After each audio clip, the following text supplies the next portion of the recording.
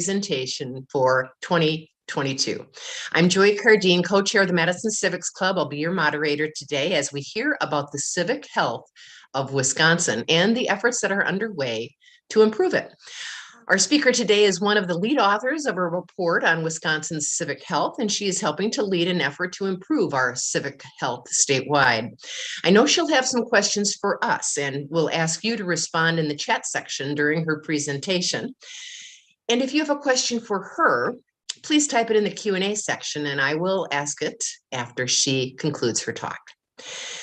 And do please stay with us after the discussion. We will present a youth grant to Senate Middle School and a group that is working to improve the civic health of their school and the community at large. First, let me introduce our speaker today, Mary Beth Collins. She is the Executive Director of the UW-Madison Center for Community and Nonprofit Studies. In addition, she's had several years of experience working as an attorney, a nonprofit professional, and an instructor. She is one of the authors of the report, Civic Health in Wisconsin, and we have posted that on the Madison Civics Club website, and is helping to guide this statewide initiative to strengthen the civic engagement in Wisconsin communities. Mary Beth Collins, thank you so much for being with us today. Well, thank you very much, Joy and Trish. Thanks for your warm welcome and coordination of this event. And thanks to the many number of people that have logged on here on a Saturday morning, which is no small thing. So want to congratulate everyone right away on being so engaged with issues of civics. And I got to learn a little bit about the history of this organization coming into today's event. And I'm very honored to just be able to present to this group with such a decorated history, reaching back to, early years of fuller participation with women gaining suffrage. It sounds like the genesis of this organization connects to that period. And I think it's an important thing for us to remember that as a Wisconsin and as a United States of America, it isn't so long ago that there were entire groups that were not participating in the same way as everyone else. And that's a theme that I think we need to stay very mindful of even as we move forward. So again, I am from the Center for Community and Nonprofit Studies at the University of Wisconsin-Madison. And I hope that as we wrap up the official presentation today, I can share a little bit more with you about how to stay connected to us. But today we're going to focus on one of our marquee initiatives, Civic Health of Wisconsin. And I will try to kind of give you an overview of that initiative and some of the themes that pertain to it. And yes, hopefully find ways to get your feedback as well as encourage you to get involved. So I like to provide a little bit of a roadmap whenever I do a presentation where I'm going to be talking for a long time. Ideally, we have more of a discussion anytime we get together, but today I will be downloading some information to you. And my slides may have some glitches like I'm seeing here because I'm working off of Google Slides, but I'll make these available later if anybody wants them, just in case some of the words get cut off like you see on this slide. Our roadmap for today, though, I am using that image of a beautiful road in the Driftless. I am currently sitting in La Crosse, Wisconsin, where I'm originally from, visiting family, and that region is also represented in the photo, but just a little image for gonna share with you where we're kind of going today. So roadmap for today, I wanna give you a little bit of background on what even is the notion of civic health, how do people define that term? Even though you're part of a civics club and many people know about the term civic engagement, sometimes the term civic health is new to folks, but that is the term that's been used in some of the national level initiatives that we are bringing Wisconsin into. So we'll get into that a little bit. And I'd love to just discuss with you some of the findings and gaps of the inaugural Civic Health of Wisconsin report. Joy mentioned that in her intro. I'll give you some highlights from that and make sure you know where to find the report. From the report, we have built an burgeoning Civic Health of Wisconsin initiative, which is a nonpartisan statewide or Wisconsin-wide initiative that we hope will, from very many different angles and facets, promote optimal civic health in Wisconsin. So I'm going to share with you a little bit about that. And it's very important right now. I've been really reflecting on this in my classes that I teach and the presentations that I give. I think it's always important to highlight there is a moment of urgency and emergency that we kind of are in right now that I refer to as a quadruple pandemic, 4-alarm fire. Not trying to overly alarm you this morning on a Saturday while you're relaxing with your coffee, but I do think it's important to say there are some very urgent global phenomena that we're facing right now, and civics and civic engagement is going to be essential for our ability to get through those things. I'd like to get your feedback, input, and suggestions on how our initiative can do well for Wisconsin. You are experts, you are engaged in your own communities. We want to get that kind of input anytime we're talking to groups. And one way we'll do that is I've got a couple of participation-based exercises where you can reflect and then put some information forth in the chat. And we'll make sure we can all stay connected after today. A couple of other little housekeeping things I want to share. I have a very touchy computer, which you might have noticed when we were getting our introduction from Joy. And sometimes my slides advance a little bit more rapidly than I want them to. So just bear with me if that happens. I'm not trying to be confusing with the advancing of the slides, but I've noticed that my computer all through the Zoom life, it still is a little touchy. So here we go. So let's start with civic health. What is civic health anyway? What is this term? The way that we have embraced civic health in our initiative, and this definition is one that we came upon from our work with the national organization that we work with on this and through some of the scholarship that's been done out there, we're defining civic health as the manner in which communities organize to define and address public problems. And I hope these images kind of get you excited about the many ways that we all do that and see that in our own communities. From protest to elected official activities and elections and political campaigns, to policymaking, to informal neighborhood collaboration, to nonprofit volunteering, to education of our next generation of leaders. There are just so many ways that a healthy civil society and democracy have various levels of participation that make that a possibility. And so it's really important, I think, as we talk about civic health, at least from our initiative's perspective, to stay grounded in that really broad definition. So why does this concept matter? And why did that term sort of come to be a thing in the scholarly and in the kind of organizational lexicon of those that are working on civic health? I'm sure many of you are familiar, but Robert Putnam published in 2001 the very popular and I think wave-making book, Bowling Alone, which really highlighted the way that folks were just not participating in community in the same way that we had seen previously in earlier eras of American popular life. The notion being that we were becoming more isolated, that maybe our views were becoming more divergent. And that was published in 2001. It doesn't seem that long ago to me, but it has now been 20 years and plus. And as I don't need to tell anyone on this call, we have seen an alarming amount of polarization, separation, isolation that we can use for all day about the reasons for that. We could also talk about ways that maybe the fact that we all have such access to technology and social media may be creating new ways of connecting. And so maybe we need to analyze how we connect and how we share views with different modalities taken into consideration. But I think it's fair to say that there has been a concern over the last 20 years about a decline in civic engagement, healthy civil society relationships, and the ability to share across divergent perspectives, just like you're trying to highlight in your next event or your event on depolarization on April 23rd. And in this context, we also know that in the United States and elsewhere, there are huge disparities in civic participation across social groups. And that has been a huge part of our history in the United States, of course, both for reasons of access that might be more nuanced, but also because of overt oppression of participation of certain groups to participate. And we also know that there has been a lot of disparity and variety of participation across geographic areas as well.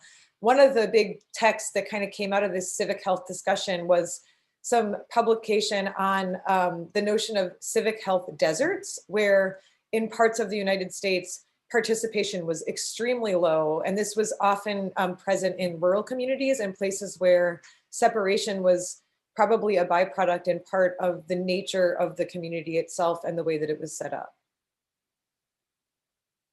So, not necessarily in response to the concern about civic health that I just described, but in general and in parallel and in tandem, there is a great resource available to all of us in the United States called the National Conference on Citizenship, NCOC, that is an independent C3 organization, but it is chartered by the federal government to house certain data that is available about how Americans behave and their perspectives on civic engagement. And so they pull from these federally available sources like the census and other federal data sets to be able to, they have this clearinghouse of data that can tell us things about how Wisconsinites engage in their communities and how Americans from all of the 50 states and maybe even beyond. I'm not sure if they have data for Puerto Rico and other non-state parts of the United States, but they certainly have the 50 state data, and they call this set of data the Civic Health Index. And then they're able, as a national organization, to work with states and municipalities to run reports and sort out a little bit what they're seeing as what's happening in their own state or municipality. And although many, many other states had done this kind of an exercise of running a report, analyzing it, and then hopefully taking action based on what they found in their report, Wisconsin had never done such a report, even though many other states had done a report not only once, but often multiple times, and were able to see longitudinally how their behavior in their state was changing. And so about 4 or 5 years ago, a little bit of an organic group of folks got together from statewide organizations and universities that were saying, you know, we've heard of this statewide reporting thing with NCOC. Maybe we should be thinking about doing it in Wisconsin. And ultimately, we have been able to get that inaugural report put together and put Wisconsin on the list of states that has actually done this kind of reporting on the civic health of our state. So just to give you a taste, if this is something that you're interested in, the NCOC website has all of the state reports published, and it's really fascinating to see the way that different states have put their initiatives together, who's participating in their initiatives to do their reporting, and how they're taking the data forward in terms of showing comparisons over time or having targeted initiatives. So I have more thorough notes in my comments on my slides, which unfortunately I can't see right now. I didn't think that through well. But just to give you a taste of a few examples on the 4 initiatives that I've highlighted here: Indiana, Connecticut, Nebraska, and Kansas. These are all states that have done this reporting well before our Wisconsin group did ours. But they're just 4 examples that we've highlighted throughout presenting about this, because they do a good job of showing kind of the variety and some good ideas about ways that states are using these reports. So for Indiana, that's an initiative we've talked to directly because they actually work closely with their lieutenant governor, and their lieutenant governor serves as an ex officio chair of their initiative. And we are pursuing ex officio seats and have secured them for our initiative. So they've been a great resource to us about the role that they crafted for their ex officio seats. But in Indiana's report, they focused on looking at the report and making 2 key recommendations. They just decided to be very streamlined about it. And one of them is that they wanted to increase educational activities for promoting civic health. So really focusing on educating Indiana Hoosiers for better civic participation. And then their other focus area was to move them from bottom 10 of the 50 states in terms of certain metrics that in their case were very related to electoral metrics. They had good engagement with like informal civic engagement, volunteering, being involved in your community. But when it came to the electoral stuff, they were low. So they focused on moving up their rankings for those electoral activities. Connecticut has many other interesting parts to their report, but one thing that they had is they created or built upon a local instrument that allowed them to look deeper than just the statewide level, but at local communities and how local communities were civically healthy or not and how people felt about that. And then put all those local pieces into a bigger sense of Connecticut. And that really inspires us because as you'll hear from me later today, we have this very high level data now about Wisconsin and how we behave as a civically healthy set of community members, but we don't know very much about the local or more pixelated information about certain groups. And we feel that's a huge omission right now. So we're inspired by Connecticut's ability to do a more local instrument in that way. Nebraska has some really interesting stuff about their concerns about rural communities and the way that their rural communities needed more connection.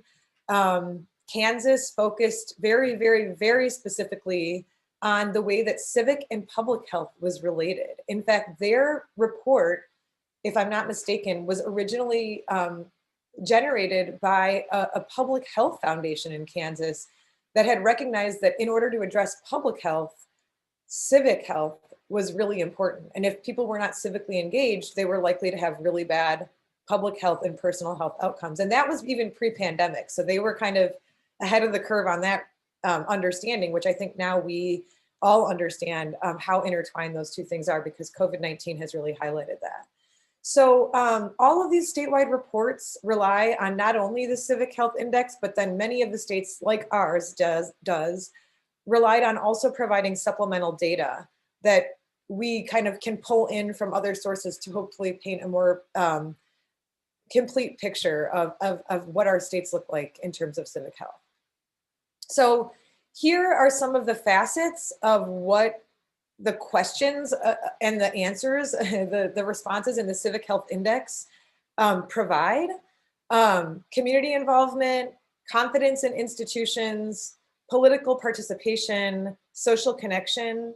And you can see that this ranges from kind of formal check the box acts, like did I vote or did I give charitably this year, to also some more nuanced things like, am I connected with my neighbors? Do I trust my government?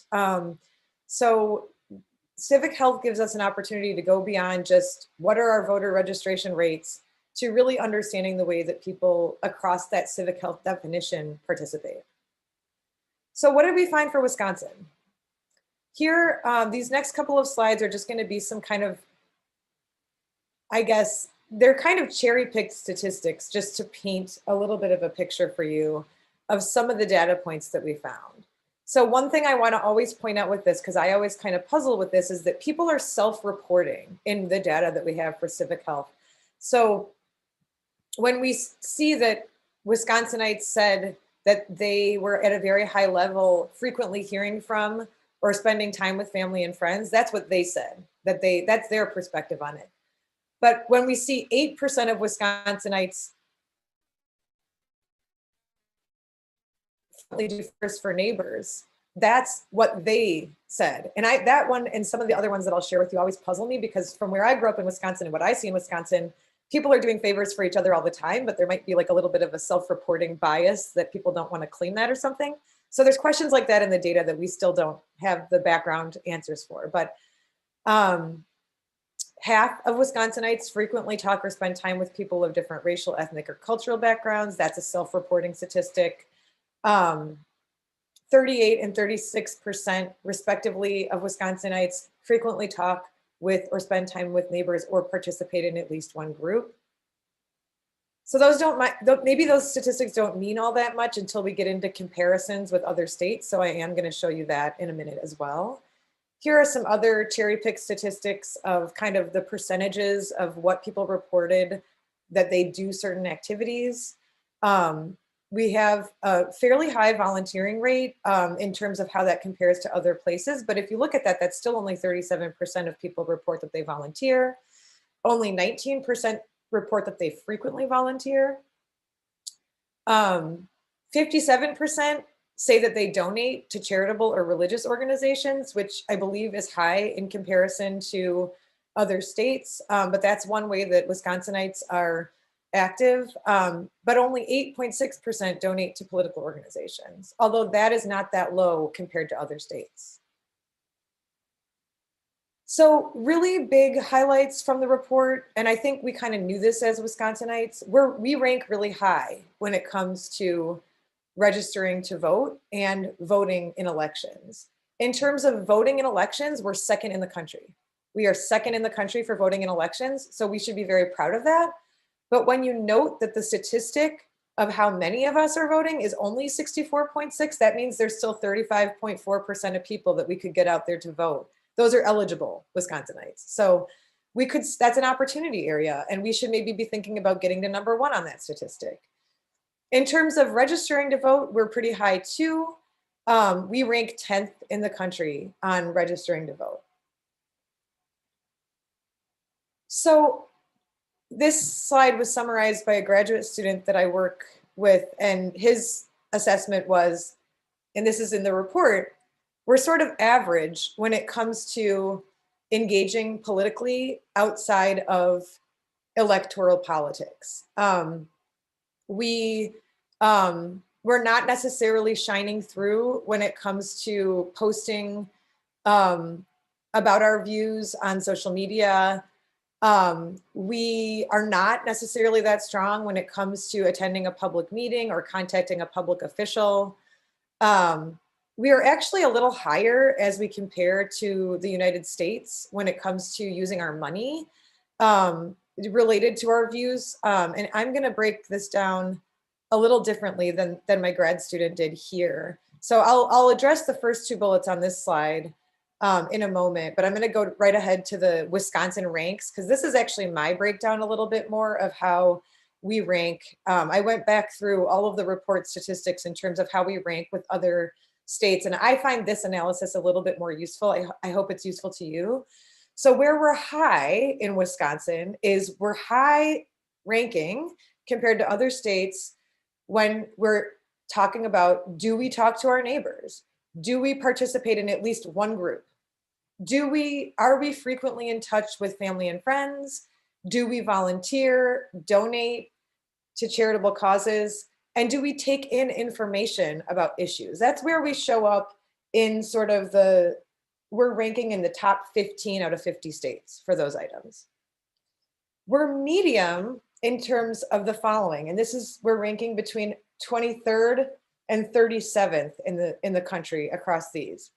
So we're kind of in the middle rankings when it comes to talking about issues with neighbors, working with neighbors to do something in the community, discussing issues with family and friends, making political donations, frequently posting on issues, and those 2 items were raised in the last slide, attending public meetings or visiting a public official.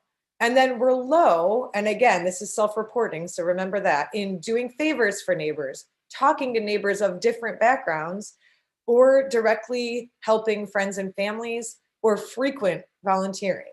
So the way that I interpret this kind of high, medium, and low a little bit is that Wisconsin has very natural, organic kind of connections with each other. Wisconsinites talk to their neighbors or participate in something or have strong family and friend circles of their own, maybe a little bit closer to home.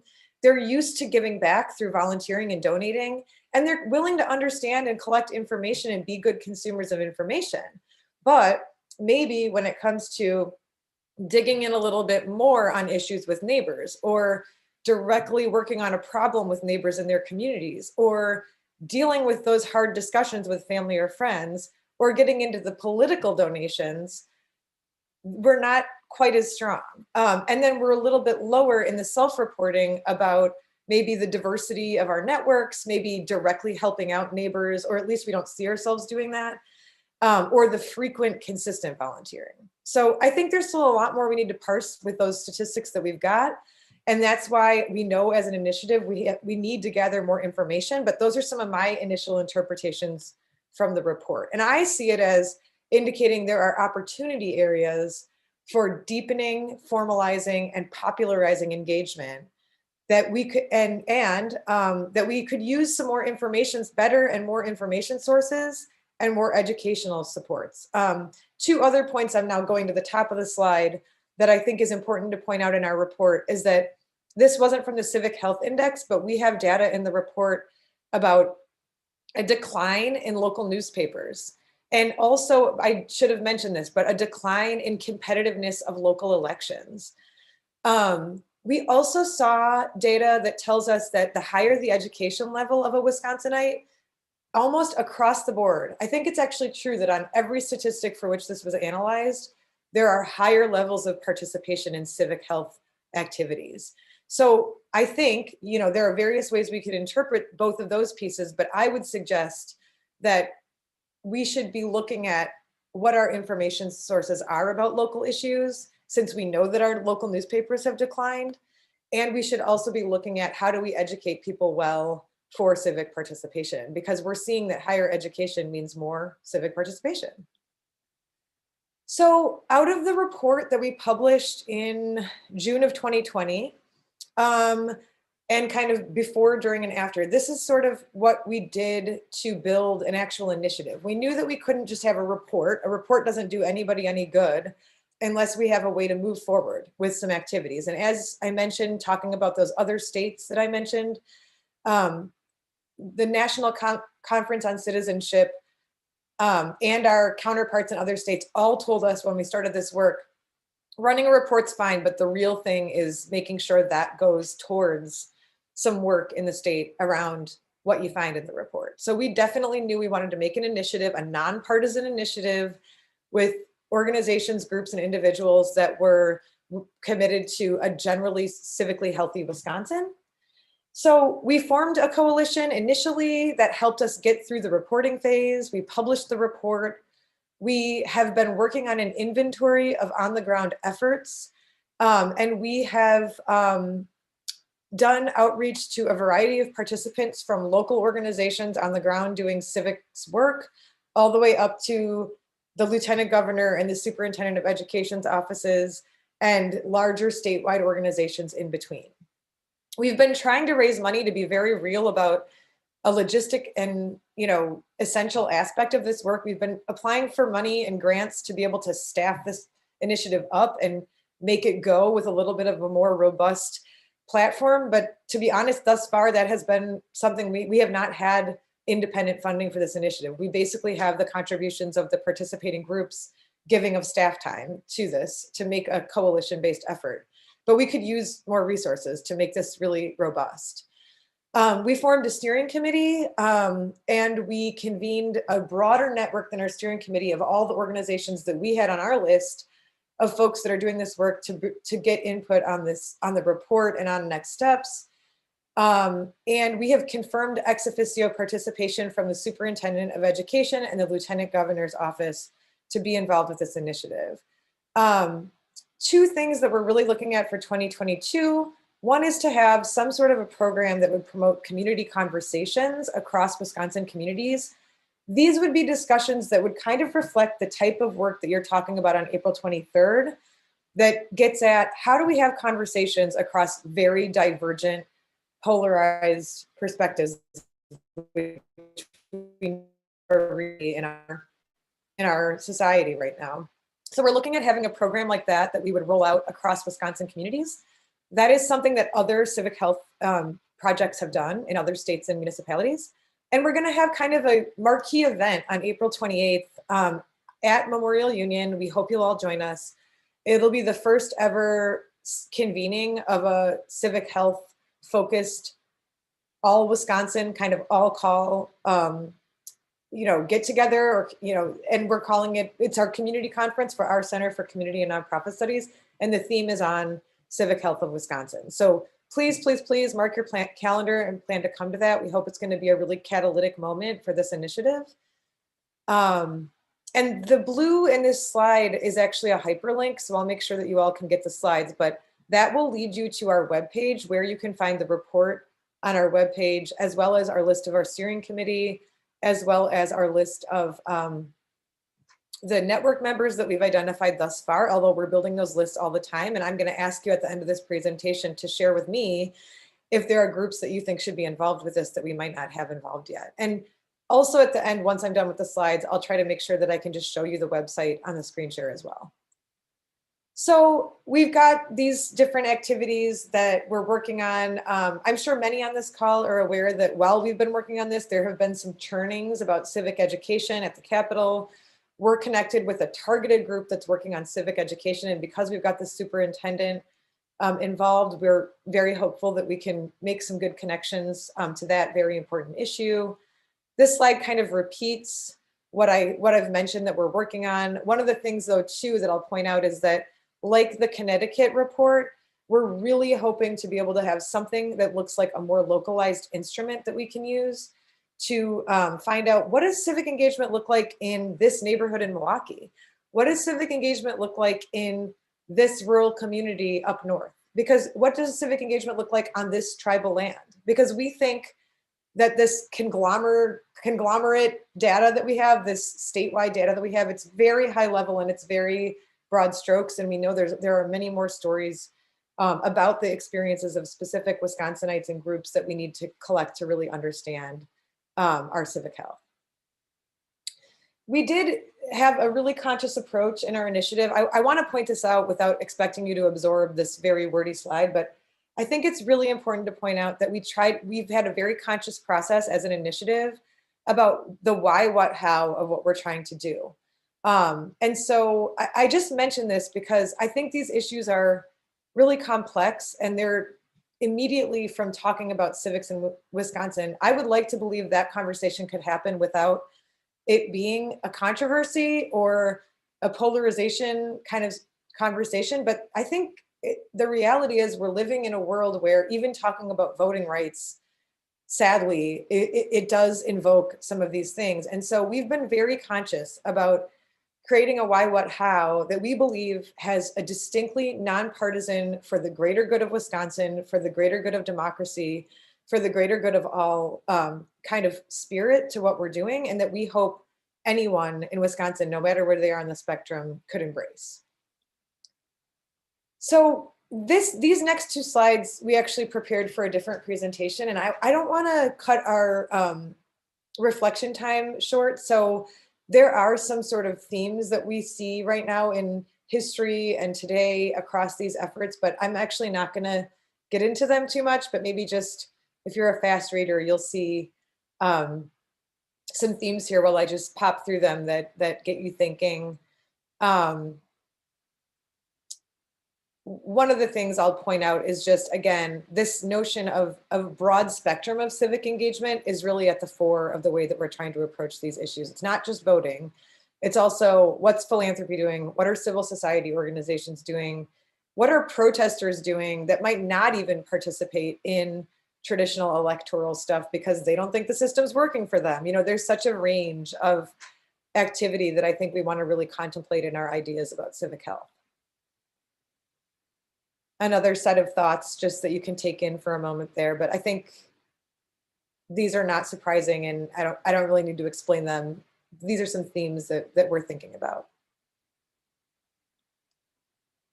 So another thing I think it's important to point out, I will admit, when we started this initiative, you know, a few years ago, before we ran our Civic Health of Wisconsin report, I don't think we were really talking about this 4-alarm fire that I now feel is important to raise almost anytime we talk about any of these issues. So we are living in a moment where environmental degradation of democracy and civil discourse, ongoing racial injustice and violence, and other historic inequities and oppression, and COVID-19 have ramped up in our awareness, our popular conception. They've all been there. And many of us and many of you have been experiencing these things for a long time or aware of them for a long time. I don't want to suggest they're new, but I do want to suggest that there's kind of an inflection point that we're living in where these issues are urgent. And when I'm teaching students about being nonprofit leaders or engaged in civil society, or when I present on why we need to think about civic health, I think it would be remiss not to acknowledge the urgency of some of these things. So we want to keep that in mind. And I think it's easy to see how civic participation and civic health relates to each of these things. Policies around what we're going to do about the environment have to come from civic engagement. the degradation of democratic institutions and the polarization that we're experiencing, I mean, that's right at the heart of why we need civic health.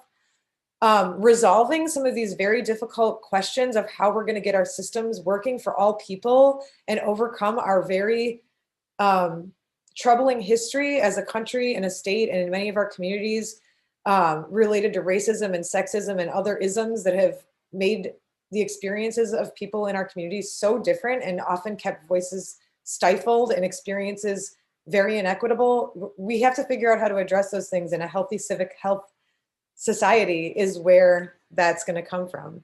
And COVID-19. I mean, I think we all know that if we had a perfectly civically healthy utopian participation in Wisconsin, the United States, I think COVID-19 and the interventions and outcomes would look a lot different. So the one I'm going to point out really specifically though here for today, that out of this 4-alarm fire, that I think just has to be acknowledged when we talk about civic health, is that there is a lot of consensus right now that democracy globally is on the decline. And this is extremely troubling. And if you are paying attention to these sources, you know that nobody leaves the United States of America out of that. You know, Benjamin Franklin, what did we get? We got a republic if we can keep it. And I think there are very valid and widespread concerns right now that we have to be minding whether we're going to keep it. And so globally, there has been 15 years of decline, according to many reputable studies. This one image shows you in the middle that the number of countries that improved their institutions and governments and systems towards a more democratic approach, compared to those that were on the decline on those metrics, the gap, as that's statistically defined here, you can see that it's increased in the last 15 years. In 2021, The Economist came out with a very specific report that said that there was an unprecedented rollback of democratic freedoms in 2020. And you can see the map that they've got there, the color-coded map there, that shows the way that they're coding certain countries. And the United States is showing up as a flawed democracy there. And that is not the only reporting source that puts the United States at about a B- level in terms of whether our democratic institutions are holding. And on the left-hand side of this slide, I'll just point out that wherever you are on the political spectrum, even though I recognize that these discussions have become very polarized, even the Harvard Business School is reporting that for capitalism, the decline of democracy is a current and mortal threat. That article was published January 4th of 2022. So if you are a very conservative Republican and you think that some of these discussions have been hyped by the other side of the spectrum, I just invite everyone to recognize that there's definitely folks on both sides of the traditional political spectrum that are recognizing that this is a real concern. So I am going to pause there and allow you to kind of process what I shared about Wisconsin, our civic health initiative, the context that we're in, and really kind of tap your wisdom here. Some prompt questions for you that I'd love for you to consider and share about in the chat is, what strikes you about these findings? To what extent do these findings or what I've talked about today reflect your own community or not? What else should we be doing or thinking about for a high impact Civic Health of Wisconsin initiative? What efforts in your community are addressing civic health? How could the Civic Health of Wisconsin initiative offer value to you or your community? And I don't expect everybody to respond about any of these things. I would suggest that you grab onto the question or the prompt there that you're inspired by. And just, I'd love to hear your reflections in the chat and then ask my co-facilitators to share them out. Yes, I will, Mary Beth, also present a question that did come up in Q&A as you began. Just more curious on how the data was collected and obtained for the Civic Health Index. Yes, thank you for that. So as I mentioned, the Civic Health index is a compilation of federally collected data related to the census and other surveys that the federal government conducts. Some are related to, I'm going to fail to remember all of the different like sources, but basically NCOC, our federal partner, takes that data and then is able to run the reports for us on those statistics. But there is a phone survey modality that is used for at least one of this for those questions related to your participation. And I can't remember which federal agency actually does it, but it's an actual phone survey. And that's why that question of self-selection kind of comes into play, because it's like, well, what does a person think they should say about whether they help their neighbors or not? I hope that's helpful. I should be able to provide a more complete answer and follow up if needed. Yeah, we again look at the questions presented by Mary Beth Collins, and you can respond in chat if you'd like to reflect on what strikes you about the findings. What should we be doing to impact the civic health of Wisconsin? What efforts are going on in your community or in Madison or in your neighborhood to improve the civic health of the community? We do have another, maybe more so a question. How will your effort address the problems discussed in Catherine Kramer's work on the politics of resentment? Yeah. That was the rural-urban divide.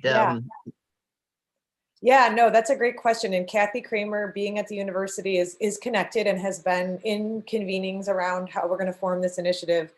I mean, I think that the urban-rural divide and her book is a source for us that, you know, tells us already that some of the differences between rural and urban, but I think it really speaks to that question of can we get more pixelated data about individual communities and what they're experiencing.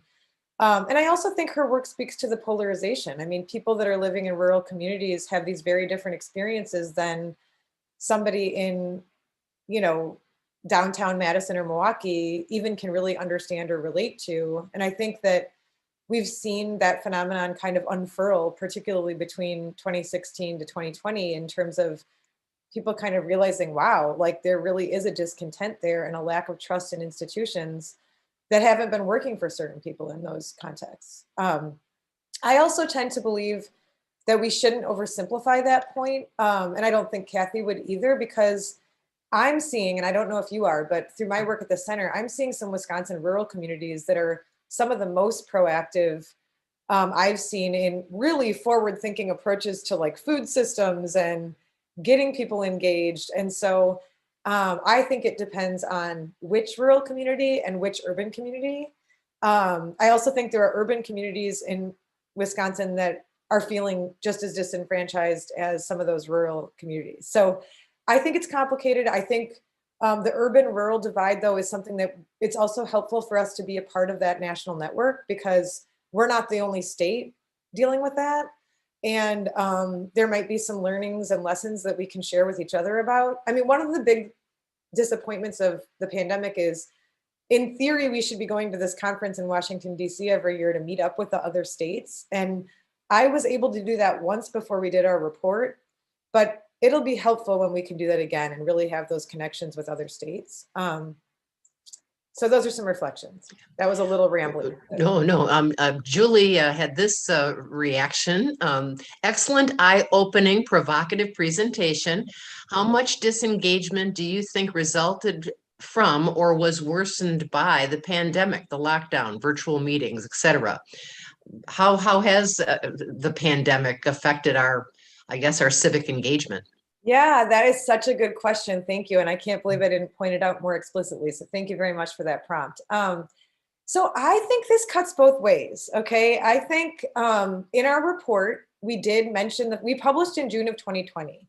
So we did acknowledge in this kind of anticipatory way, the way that even then systems were shifting for voting access to address the pandemic. If you think about Wisconsin, we had already had the April 2020 election, which was like this hot moment where we hadn't had any time to process the pandemic, but there was an election, a really important determinative one. And people found ways. People turned out in record turnout. It was talked about a lot, but there was also controversy, right, about like when the election would take place and how it would be delivered. And then we published in 2020, or June of 2020, before we knew what would happen in November 2020. In November 2020, we had record turnout again.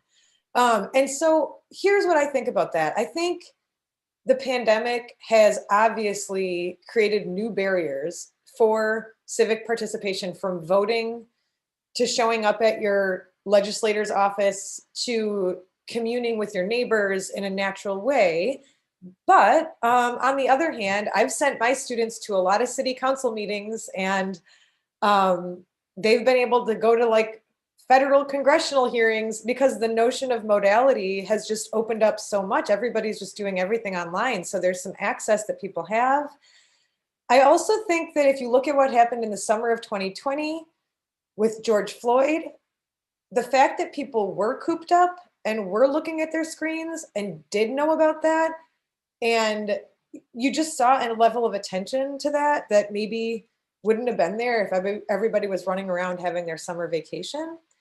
And I think that the pandemic has also pointed out our polarization to us, and pointed out to us the way that policies and government institutions and our trust in those systems and our willingness to collaborate with each other in our communities about what the community standards should be.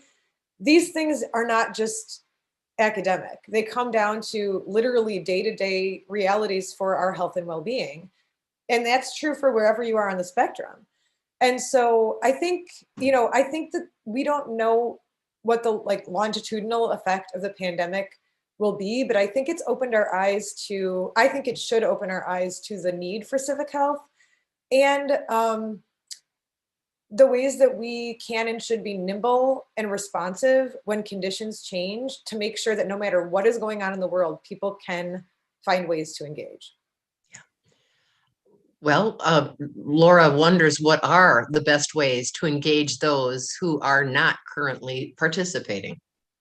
Yeah, so I tend to believe, and I'd love pushback on this if others disagree, but I tend to have this belief that if everyone sort of did a self-reflection on what's really important to you in terms of your relationship to the world and your community, and what are some little pressure points and leverage points that you might have in your life that you feel comfortable with, and everybody did that, that we would have a more civically healthy society. I used to say, if everyone participates to the maximum degree that they're able to, then we'll have a healthier civil society. But I will admit, January 6th made me really think about how to describe that, because I looked at some of the people that were showing up at the Capitol that day, and I thought, well, they think that they're participating to a maximum degree of, getting out there. And I didn't think that the things that they were doing were civically healthy. In fact, I thought they were very threatening to our civil society and our governmental functions. So I think one thing that we need to do is break down the barriers that people have in their mind, that to be civically engaged, you have to know everything. Yeah, it's over. Like, I think people get a little paralyzed by the fact that there are so many issues that we could be working on, and they're all urgent. And a lot of people don't feel like they know how to contact a legislator or get really involved deeply in a sophisticated effort to address these things. And my point would be, we should be reminding people that the smallest acts of support for an organization you believe in, a volunteer shift that you can fit into your life, maybe with your retirement, that a small product sale choice, even a boycott of a product that you think is not right, is not, there are just, and I'm gonna, on the next slide, I'm gonna point out, but what I think we should be encouraging people to do is to have a personal plan for their own diet of civic engagement that they can actually sustain and that they feel comfortable with. If everybody did that, even if they only focus on one issue or two small acts, I think we'd have a more civically healthy society. And the moment when I really started thinking about this deeply was early 2017, I saw this moment when all these people had been like consuming their political TV, being in their political parties, feeling like they knew where we stood as the United States of America. And they woke up on the morning after the 2016 election and they were like hair on fire, many of them, hair on fire, can't believe this is happening. How could Donald Trump become our president? And without getting into too many personal details, I happened to be in Washington, D.C. at that time of the Women's March.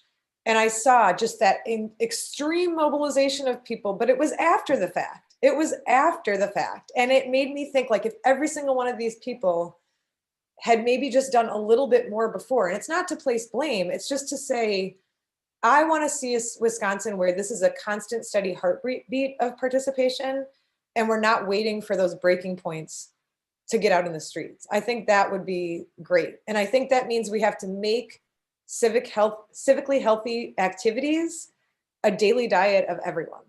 Yeah. And but while we did, even in a pandemic, have record high voter turnout in the 2020 national presidential election, as a citizen and as someone who votes in every single election and a member of the League of Women Voters, one thing I'm concerned about is that there's less voter participation when it comes to the non-presidential years, the local elections that are coming up, or the elections even for governor or state legislator. I don't think voters that we have the kind of voter participation in those elections as we do in a presidential election, and that's troubling because so many things get done on the local level. 100%. I think there is very important commentary coming from many folks about that phenomenon. And I think things like the decline of local newspapers and the decline of local election competitiveness. And one of the things, just as a small example of how we're trying to address that, is at our annual event, or at our community conference on April 28th, we want to have a station where people can fill out even just a worksheet of who are my elected officials in my district, down to like your neighborhood association president or your elder, but all the way up. Because I mean, even that kind of information, this is what I mean about those barriers. Like, I've done a lot of get out the vote activity in my day as just a regular citizen, you know, notwithstanding my job and my role in this stuff. And I am in other community contexts where a lot of what I hear from people is like,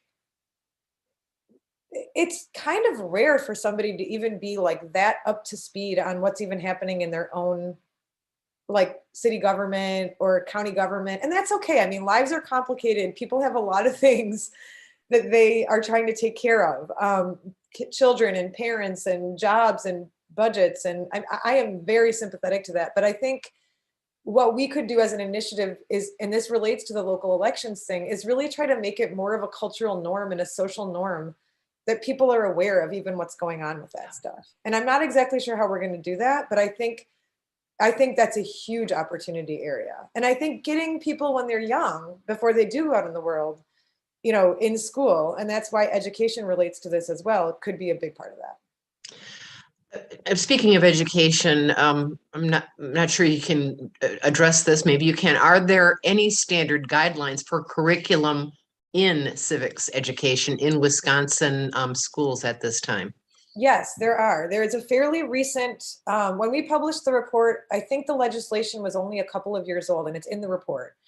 But there is legislation that's been passed and it's on the books that says that students, before they can get a Wisconsin public high school diploma, must pass a civics exam. It's recent enough that we really have no way of knowing, and it's being administered by the local school district. So we don't have, one of the things we're advocating for is to collect that data of like, how are the students doing, or like, how are the teachers preparing students for that? We don't know a lot about its administration. It was basically like required and then passed on to the local districts, but we'll be working with the superintendent on that. Maybe more importantly, since then though, and this unfortunately is very in the web of this polarized setting that we're in right now, there have been competing initiatives at the legislature, even in the last 6 months, related to education, and the term civics is used in it. But depending on who you ask, some people believe that the Republican proposed bill, it has more of a tinge of maybe like other other intentions that might be involved than just preparing folks for civil society. There's a debate about that. And so we have, luckily, people on our initiative that are specifically focused on education. And there is a group that's kind of forming in parallel that is specifically about promoting best practices for Wisconsin civics education. Other states that have done the NCOC process have made their entire initiative about that. So Illinois, for example, I think out of their civic health initiative, passed statewide legislation that really upped the ante on statewide civics requirements. Ours are pretty light. So that's an opportunity area as well. And Mary Beth, we have lots more questions, and actually are running short of the time that we set aside for your presentation. You mentioned you had some more slides. So should we continue on, or there? And there we go. I think I'm just going to point out this one thing. And then I think what I'd love if Joy and Trish would find a way for it to be possible is to ask you to reach out to me after the presentation if you have specific thoughts on these ideas. So I just wanted to make sure everybody had the chance to reflect a little bit on a couple of other things that we're weaving into our work. So one is we had a brainstorm in our initiative that it might benefit us all if we had a little bit more of a sense of our history of Wisconsin civic health, kind of the premise that you got to know where you've been to know where you're going. So we tried to start at least like this starting point document that I can share with anybody that's interested, but we basically tried to take all the like tried and true, well understood in the dominant history kind of way, touch points of our journey as a Wisconsin, from native inhabitants of the area to today, like high level touch points in this history. But what we want to do is maybe move that into a more crowdsourced project where we can hear the stories of people's experiences in Wisconsin that maybe didn't make the dominant history. So learning more about like what groups have had to advocate more for their civic health, or what groups have had really innovative interventions that have made them really active in their communities. And so we're just trying to explore, like, is there a way we could do something kind of akin to like an oral history or a community history that could enhance our understanding of Wisconsin. And I think Kathy Kramer's book and its wild popularity is such a great example of how, when you really dig in on what some of these stories are, it can really help people understand, like, why are we seeing what we're seeing in Wisconsin? So that's kind of what we're thinking about that. If you have ideas or you know of stories in your communities from the past that would be good to include in there, we'd love to hear it. And then this is actually a little bit more of like a personal brainstorm that I've had for years and years and years, but something like this, I think, could be an interesting project for us to think about. And this relates to what I said earlier about people coming up with their own diet for their civic engagement. I think I like to think about this like rubric of things that like everybody in theory has the opportunity to do in their lives, and people making like a personalized plan for their individual engagement.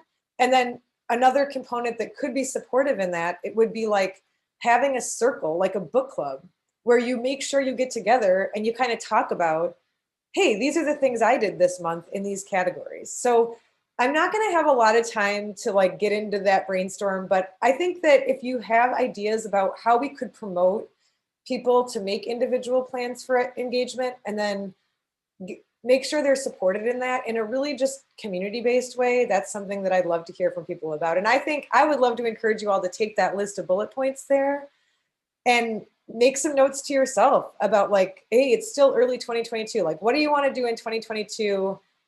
And it could be as simple as like, I don't want to buy from big box stores if I don't have to. I want to support my local hardware store. It could be, I'm going to try to have a tough conversation with my cousin that sees things differently than me. I'm going to try to make sure I get my 2 young nieces and nephews to register to vote this year. That could be it. But if everybody did that, that could be really impactful, right? So those were the things. And then I will land on this slide because it gives you both the URL for not only our center's webpage, but also specifically the tab that will get you to our Civic Health of Wisconsin information. I really encourage you to go there. It shows who's involved. It shows the report. And it shows how you can get in touch with us if you have ideas.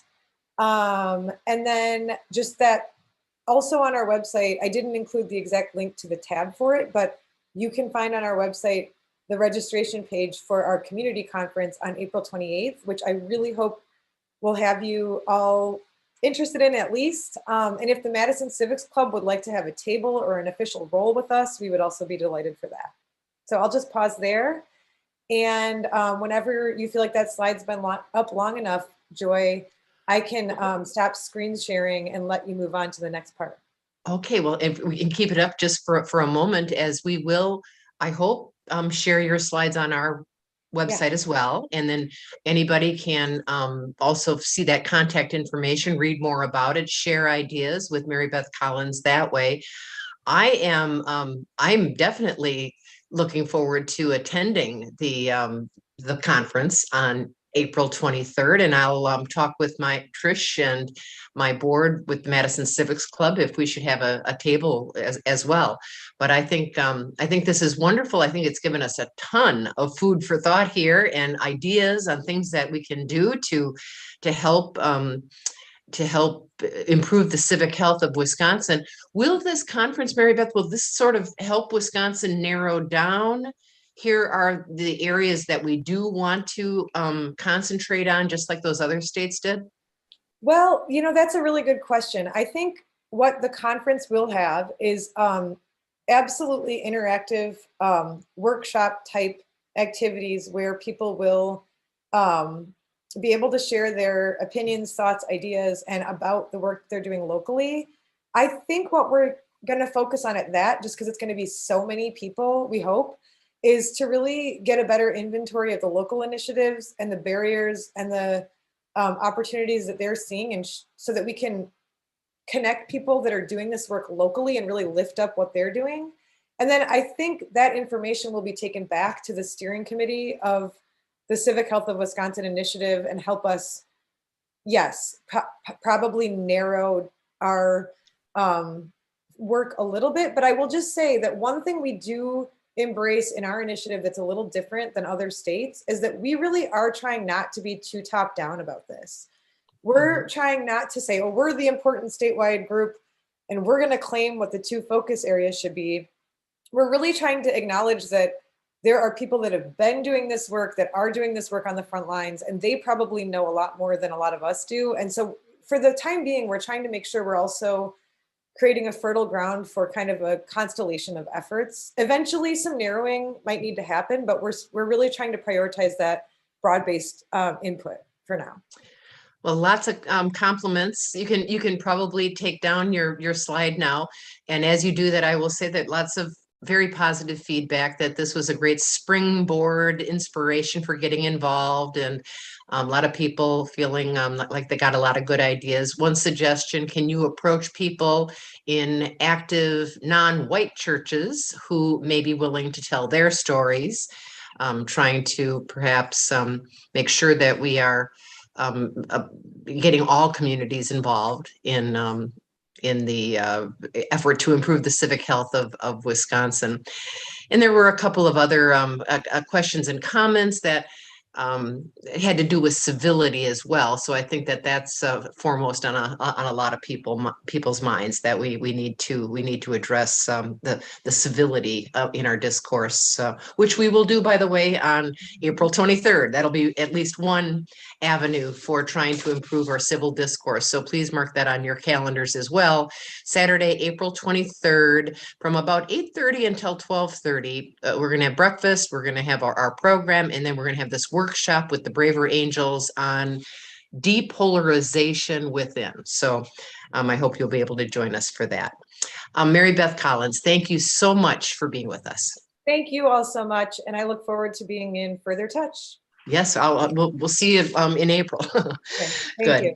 Yeah. And let this time now to award our youth grants. So we will welcome in when Trish is able to bring in our attendees as panelists.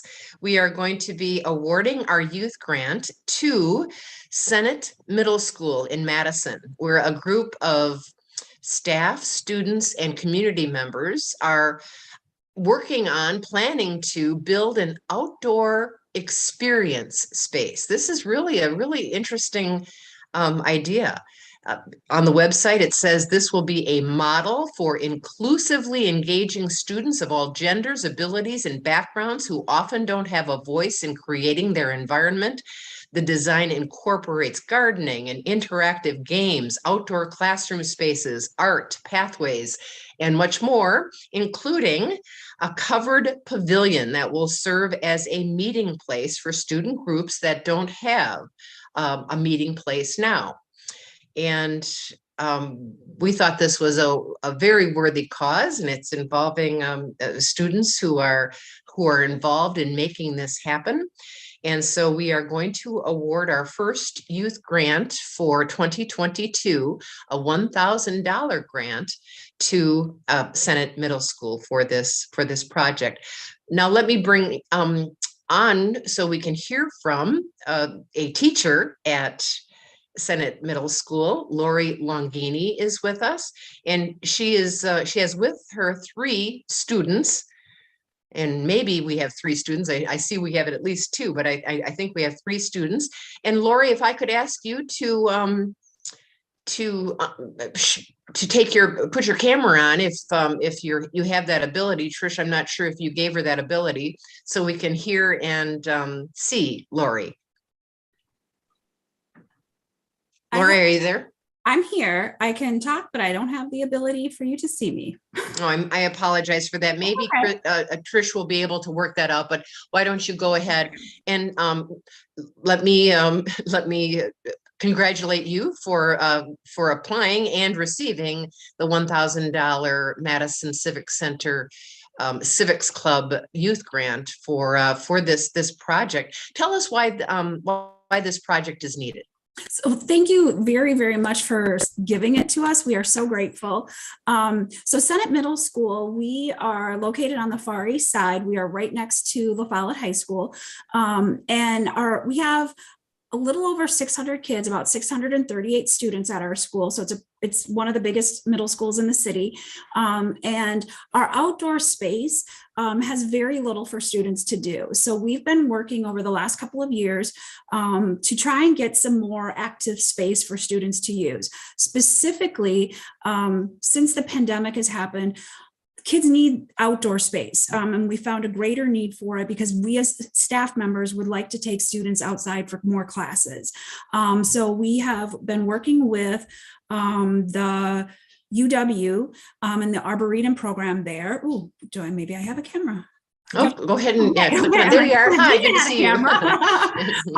So we've been working with the Arboretum and a program, some student Arboretum designers, and they have helped us design our outdoor front space to include some outdoor classroom spaces, an amphitheater space, a ninja course, all sorts of things. And part of that included a pavilion space, because a lot of our students, when it starts to get a little sprinkly, or if the sun's too hot, or it starts to rain a little bit, they want to be able to go under some cover.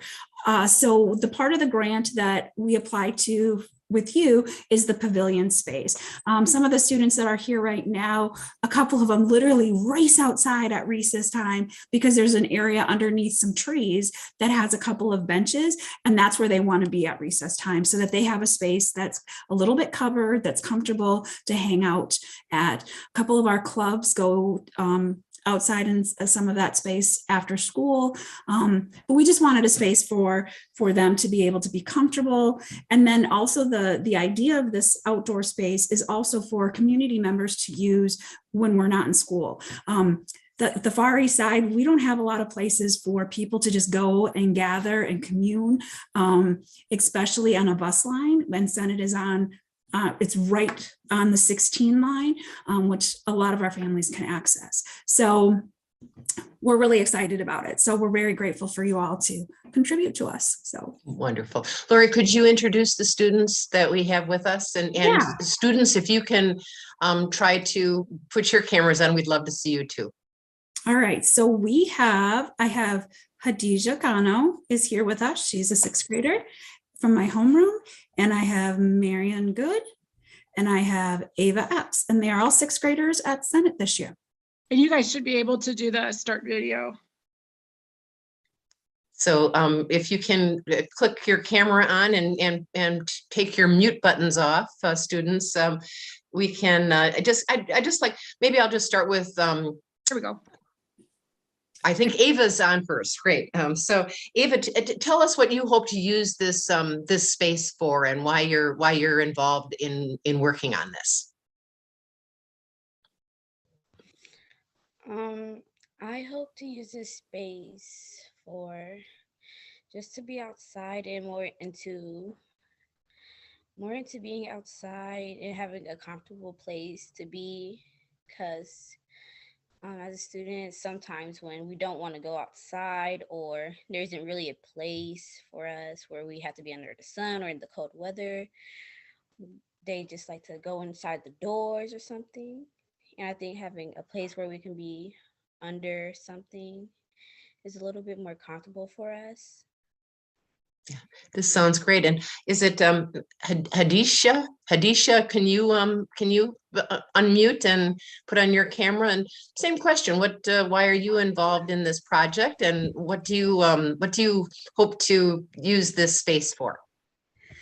We hope to use it because we don't really have a lot of outdoor activities and that could really help us to do more outdoor classes, because a lot of kids really want to have more fun outside instead of just doing everything inside. They want to learn more about the plants and outside plant things, and it'll be a great opportunity for everyone to try something new and have classes outside. Wonderful. And Marian, are you still there? You can do the same thing. Her name went away, so maybe somehow we have a technical difficulty there. So, all right, so you can't turn your camera on. That's okay. Go ahead and unmute yourself if you're able to do that, and then you can at least. Oh, it can't unmute either. Well, that's all right. Oh, no. Technical. Oh, there we go. Go ahead, Marian. I can't turn my video on, but I hope to. That's okay. That's okay. We can hear you. So tell us why you're involved in this project and what you hope to use the space for. I hope to use the space for especially GSA. It's a club that I go to every Tuesday, and if you're not familiar with it, it stands for Gender Sexuality Alliance. It's just a safe space for members of the LGBTQ community to just hang out. And we never really had a specific place to be, and we all love to be outside when the weather's nice. So I think the pavilion structure would be a really nice space to be. And also, like Hadija said, like outdoor spaces, that'd be great for like outdoor classes, like science learning opportunities, you know, because Miss Longini, she's the science teacher, and I know she would really want to do that. I love it. I do. I think this is just a really great project, and I think that it has so many benefits for not only the students but the community as a whole. So I want to thank all of you for joining us, and I want to congratulate all of you for working on this great idea. And I hope that the $1,000 grant from the Madison Civics Club will help make this a reality. And Lori, I noticed that there's more information about this whole project on the website, and the community can donate as well. Yes, so there are several different parts to the project, and we're getting funding from a variety of different places, and it's being done in sections so that we don't have to wait till we have all of the funding. So as we get enough funding for each portion, we're moving forward. As soon as the ground thaws, we're moving forward with a Gaga pit. We're moving forward with part of like, kind of like, it's not a labyrinth, but like with like these discs, wood discs that are going to create kind of a pattern out in front. Then we're moving forward with like a ninja course. And then the next piece will be the pavilion part, which this funding will go towards. So we're hoping to have the pavilion done, fingers crossed, if we get enough funding by the end of the summer. So we're super excited. So yes, we'll take anybody's money. We're super excited. Wonderful. And again, thank you very much for being with us today for this first program of the Madison Civics Club for 2022. Thanks to everybody for joining us today. Thanks to our speaker, Mary Beth Collins, for all that great information on the civic health of Wisconsin. I hope this will get all of us motivated and more involved in the civic life of our community. And I hope we can make a difference this year, following through on all the different things we're going to be working on. Again, a reminder that we will have, we hope, an in-person meeting on April 23rd, Saturday morning. It'll be the first in-person Madison Civics Club event since the pandemic began, fingers crossed. And we will have the Braver Angels co-coordinators in Wisconsin